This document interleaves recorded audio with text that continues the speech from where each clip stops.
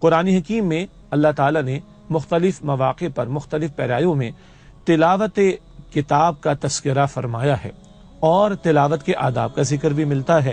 کتاب الہی کے ماننے والے ان سے کتاب الہی کی تلاوت کا تقاضا بار بار کیا گیا ہے۔ سورۃ البقرہ کی آیت نمبر 121 ہے، جہاں اللہ تعالیٰ نے ارشاد فرمایا الذین آتیناہم الکتاب، وہ لوگ جنہیں ہم نے کتاب عطا فرمائی، یتلونہ حق تلاوتہ، وہ اس کی تلاوت کرتے ہیں جیسا کہ اس کی تلاوت کا حق ہے۔ اولئک یؤمنون بہ، یہی وہ لوگ ہیں جو اس پر ایمان رکھتے ہیں، یعنی کتاب پر۔ معاف کیجیے گا، سورہ البقرہ کی آیت نمبر 121 میں اللہ تعالیٰ یہ کتاب الہی کی تلاوت کا اہتمام کرنے والے لوگوں کا تذکرہ فرما رہا ہے۔ اس میں پچھلے اہل کتاب بھی شامل ہیں اور اہل کتاب کے نیک لوگ کہ جو اس وقت کی کتاب پر ایمان لائے جب اللہ تعالیٰ نے موسیٰ علیہ السلام کو عطا فرمائی، عیسیٰ علیہ السلام کو عطا فرمائی، اور اس کے احکامات پر جنہوں نے اس دور میں عمل کیا وہ اللہ کے کامیاب ہوں گے۔ ہمارے لیے سمجھنے کا نقطہ یہ ہے کہ فرمایا جا رہا ہے کہ جنہیں ہم نے کتاب عطا فرمائی وہ کتاب کی تلاوت کرتے ہیں جیسا کہ اس کی تلاوت کا حق ہے۔ اب پہلی بات تو یہ ہے کہ تلاوت کا مفہوم کیا ہے۔ تلاوت کا عام طور پر ہم مفہوم بیان کرتے ہیں جو کہ بالکل درست ہے کہ تلاوت کرنے کا مطلب ہے تلاوت کرنا، پڑھنے سے مراد ہے، یعنی پڑھنا مراد ہے۔ اللہ کی کتاب کو پڑھنا یہ تلاوت ہے، بالکل ٹھیک بات ہے۔ ہم بھی کہتے ہیں آج میں نے قرآن پاک کی اتنی آیات کی تلاوت کی، بچے کہتے ہیں آج میں نے ایک پارے کی تلاوت کی، مثال کے طور پر۔ لیکن بڑی دلچسپ بات یہ ہے کہ کتاب کی تلاوت کا مطلب صرف کتاب کو پڑھنا نہیں ہے بلکہ کتاب کے پیچھے پیچھے آنا بھی ہے۔ قرآن پاک میں ہم پڑھتے ہیں سورۃ الشمس میں والشمس وضحاها والقمر اذا تلاها، قسم ہے سورج کی اور اس رب کی جس نے اس کو روشنی عطا فرمائی، اور والقمر اذا تلاها، اور چاند کی قسم جبکہ وہ اس سورج کے پیچھے پیچھے آئے۔ ہم اور آپ جانتے ہیں کہ چاند کی روشنی اپنی نہیں ہے بلکہ وہ سورج کی روشنی کا ریفلیکشن ہے، اس کا عکس ہے۔ تو چاند کی قسم جبکہ وہ اس کے پیچھے پیچھے آئے، والقمر اذا تلاها، یہ تلا کا جو لفظ ہے اسی سے تلاوت کا لفظ ہے۔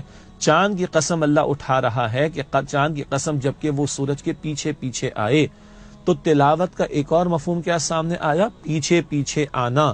تو قرآن پاک کی اصل تلاوت کیا ہے؟ قرآن پاک کے پیچھے پیچھے آنا۔ تکمیل قرآن کے موقع پر، ختم قرآن کے موقع پر ہم دعائیں کرتے ہیں وَجْعَلْهُ لَنَا إِمَامًا وَنُورًا وَهُدًى وَرَحْمَةً، اللہ اس قرآن حکیم کو ہمارے لیے امام بنا دے اور نور بنا دے اور ہدایت بنا دے اور رحمت بنا دے۔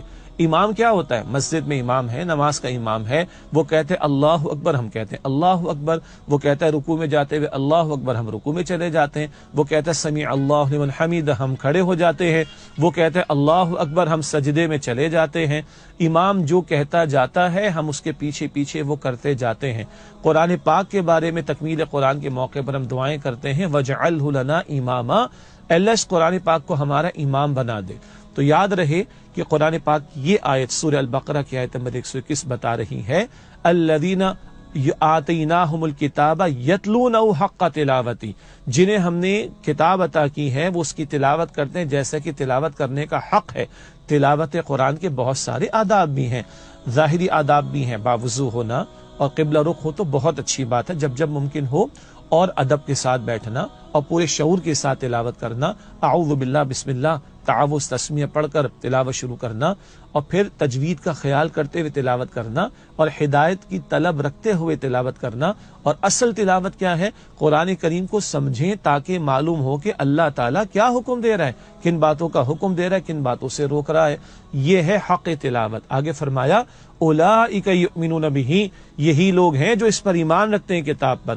حق تلاوت میں یہ بھی شامل ہے کہ قرآن کے احکام کو سمجھ کر عمل کیا جائے، عمل میں انفرادی زندگی میں تو فوراً عمل کرنے کی کوشش ہے، اور اجتماعی سطح پر اللہ تعالیٰ کے احکام کے نفاذ کی جد و جہد مطلوب ہے تاکہ اللہ کی کتاب پر واقعتاً عمل ہو، تب حق تلاوت ادا ہوگا۔ اللہ ہمیں اور آپ کو، ہم سب کو، مجھے اور آپ کو، ہم سب کو حق تلاوت ادا کرنے کی توفیق دے، ہم تلاوت بھی کریں، ثواب بھی لیں، ہدایت کی طلب و طلب کے ساتھ سمجھیں، عمل کریں، اور اس قرآن حکیم کے احکام کے نفاذ کی جد و جہد کریں۔ اللہ ہم سب کو توفیق عطا فرمائے۔